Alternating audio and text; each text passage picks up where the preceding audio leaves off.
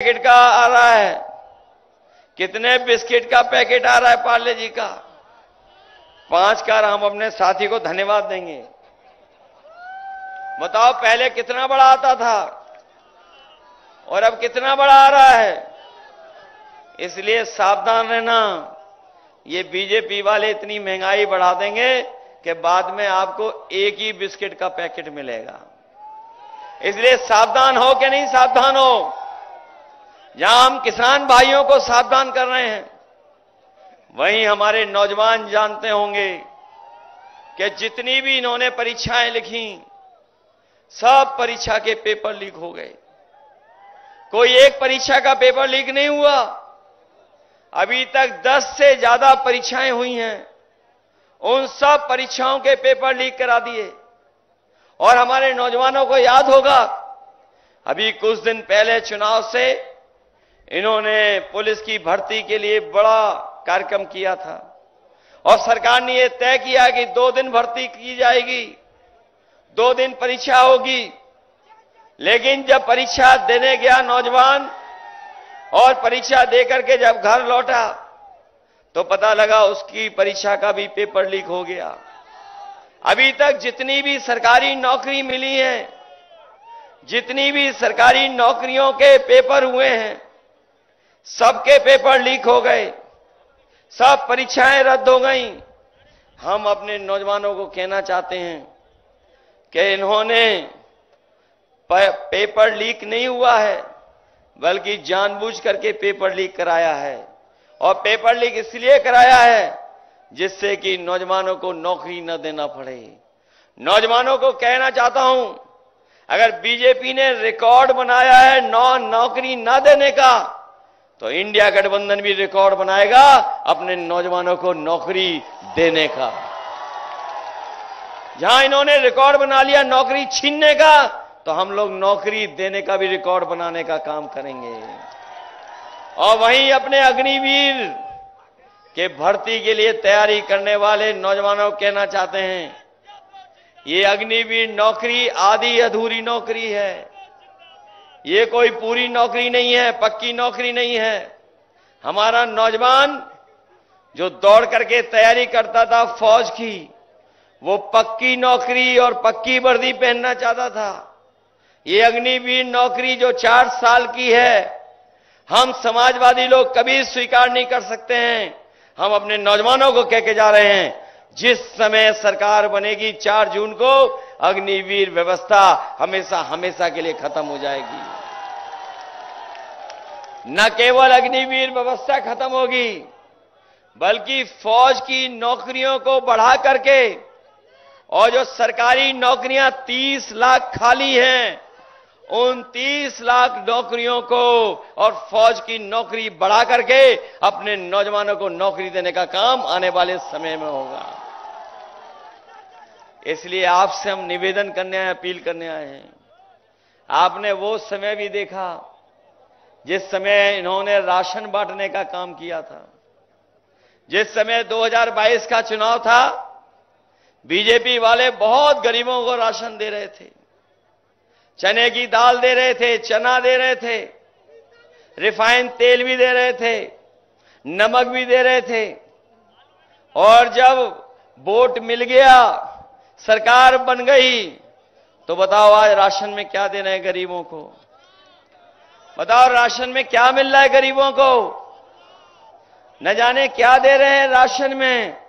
इसलिए अपने गरीब परिवार के लोगों को कह के जा रहे हैं, उन्हें भरपेट खाना भी नहीं खा पा रहे हैं। इसलिए राशन की मात्रा बढ़ाएंगे। और जिस तरीके से संपन्न लोग, जो लोग शहर में रह रहे हैं, जो बड़े लोग हैं, आजकल पैकेट का आटा खरीद करके खा रहे हैं, जो न केवल गुणवत्ता में बेहतर है बल्कि पौष्टिक भी है। हम अपने गरीब परिवार के लोगों को कह के जा रहे हैं कि राशन तो बढ़ाएंगे ही बढ़ाएंगे, वहीं पैकेट के आटे के साथ साथ आपको डाटा फ्री उपलब्ध भी कराने का काम होगा। क्योंकि जहां राशन की मात्रा बढ़ेगी, उससे पूरा परिवार भरपेट खाना खा पाएगा। पैकेट का आटा जो गुणवत्ता में और पौष्टिक है, उससे हमारे गरीबों का स्वास्थ्य बेहतर रहेगा। और वहीं डाटा इसलिए क्योंकि डाटा के बिना आजकल बहुत सी चीजें चलती नहीं हैं। अगर डाटा होगा तो हमारा मोबाइल भी चलेगा, डाटा होगा तो हम जानकारी भी हासिल कर लेंगे, डाटा होगा तो अगर हमें फॉर्म भरना होगा, ऑनलाइन पढ़ाई करनी होगी तो वो भी हम लोग कर लेंगे। इसलिए पैकेट के आटा के साथ साथ अपने गरीबों को डाटा फ्री देने का भी काम होगा। हमें और समाजवादियों को याद होगा, जिस समय समाजवादी सरकार थी तो गरीब परिवार की माताओं बहनों को समाजवादी पेंशन से हम लोग सम्मान दिलाने का काम करते थे। सोनभद्र और मिर्जापुर जिले वो रखे गए थे जिसमें हर गरीब परिवार की माताओं को हम लोगों ने 500 रुपया पेंशन देने का काम शुरू किया था। जिन साथियों ने हमारे 2017 का घोषणा पत्र पढ़ा होगा, 22 का घोषणा पत्र पढ़ा होगा, वो जानते रहे होंगे कि हम लोग माताएं बहनों को 3000 रुपए देना चाहते थे। गरीब बेटियों को पढ़ने के लिए विद्याधन दे रहे थे 30,000 रुपया। लेकिन अब जब हम लोग दिल्ली की सरकार बनाने जा रहे हैं तो अपनी गरीब माताओं बहनों को कह करके जा रहे हैं, समाजवादी पार्टी और कांग्रेस और इंडिया गठबंधन के लोगों ने तय किया है कि सरकार बनेगी तो अपने गरीब परिवार की माताओं बहनों को 1 लाख रुपए उनके अकाउंट में पहुंचाने का काम होगा। न केवल 1 लाख रुपए अकाउंट में पहुंचाएंगे बल्कि उनकी पढ़ाई के लिए भी केजी से लेकर के पीजी तक उन्हें कोई पैसा नहीं देना पड़ेगा, पूरी की पूरी पढ़ाई फ्री होगी। जब समाजवादी सरकार थी तो एम्बुलेंस भी चला दी थी हम लोगों ने। एम्बुलेंस गांव-गांव पहुंच करके मदद करती थी। जिला अस्पताल को भी बेहतर कर दिया था। कई अस्पताल भी बनना शुरू हो गए थे। लेकिन जब से समाजवादी सरकार गई है, एम्बुलेंस तो खराब की है, लेकिन अस्पताल में अब गरीब का इलाज नहीं हो पा रहा है। न दवाई है, न इलाज है, न इंतजाम है।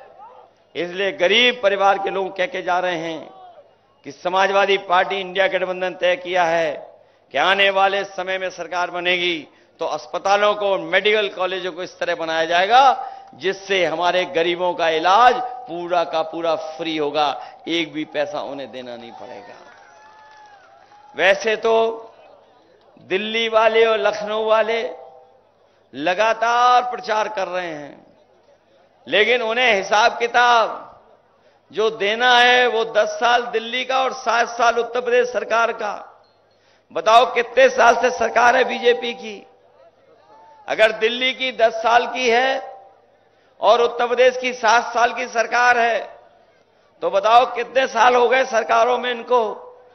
लगभग 17 साल सरकार में हो गए।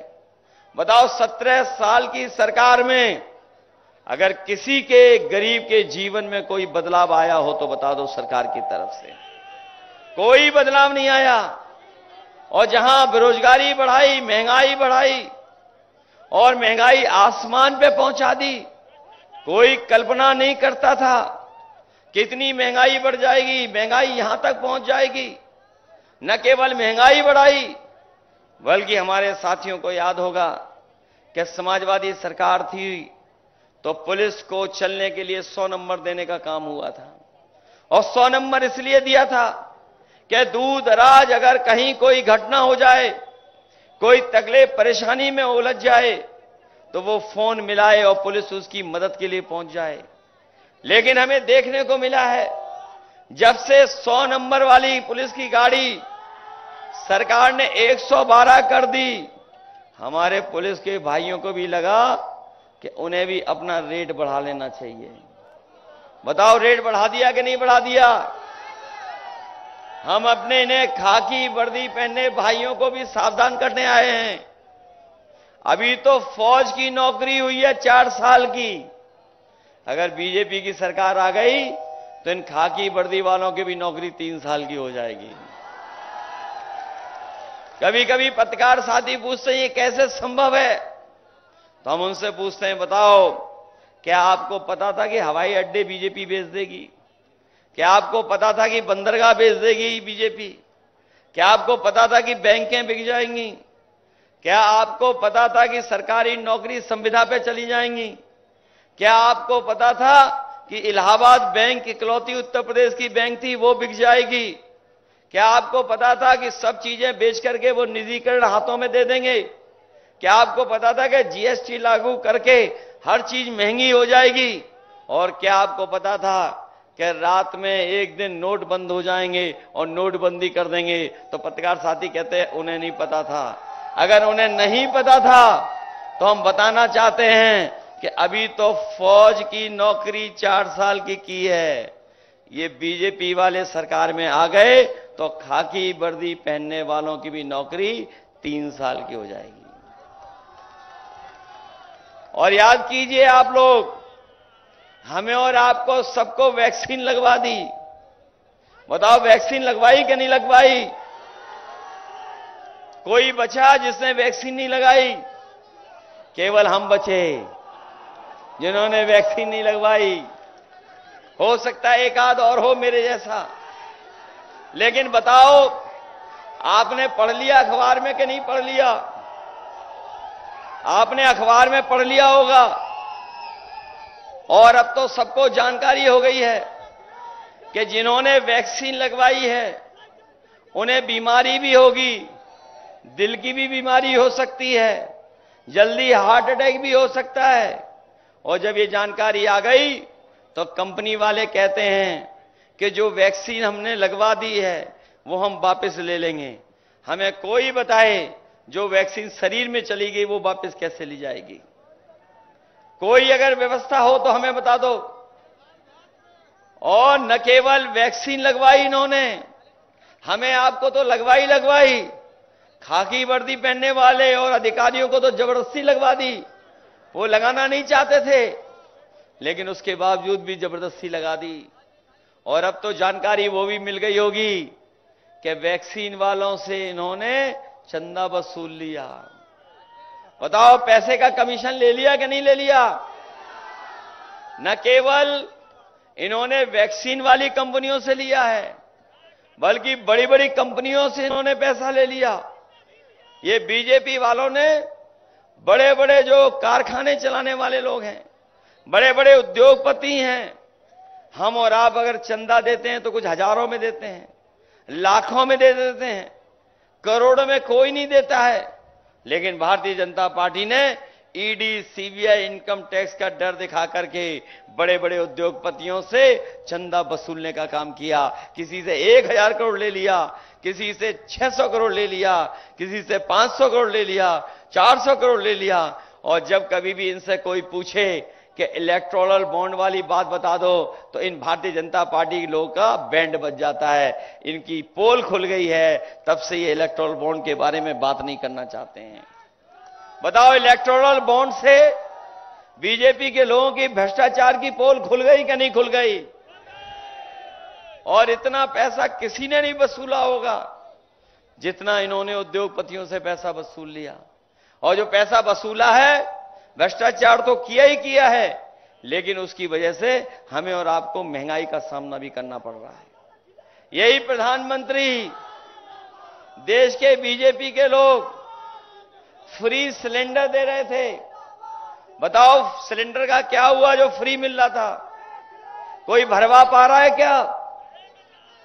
कोई भरवा नहीं पा रहा है। हमारी माताएं बहनें भी जानती होंगी, कोई नहीं भरवा पा रहा है। फिर खाना लकड़ी पे बन रहा है। और अगर घर में सिलेंडर है तो वो हमारे और आपके बैठने के काम आ रहा है। ये हालत पैदा कर दी है। और न केवल इन्होंने महंगाई बढ़ाई है, बल्कि आप और हम लोग जानते होंगे कि अगर बाजार में दवाई लेने जाते होंगे तो दवाई भी महंगी कर दी। पहले जो बुखार हमारा आपका 500 mg की गोली में ठीक हो जाता था। कभी आप लोग डॉक्टर पे जाते थे, बुखार की दवा जब लेते थे तो आपको 500 mg की गोली में बुखार ठीक हो जाता था। लेकिन इधर सुनने में आ रहा है, जब से बीजेपी की सरकार आई है, अब आपको डॉक्टर 500 mg की गोली नहीं बल्कि 650 mg की डोलो गोली देता है, तब भी आपका बुखार नहीं ठीक हो रहा है। बताओ गोली की कीमत बढ़ गई कि नहीं बढ़ गई? जहां कहीं जाओगे दवाइयां महंगी हो गई कि नहीं हो गई? इसलिए ये 7वें चरण का चुनाव है, आखिरी का चुनाव है, बिल्कुल आखिरी में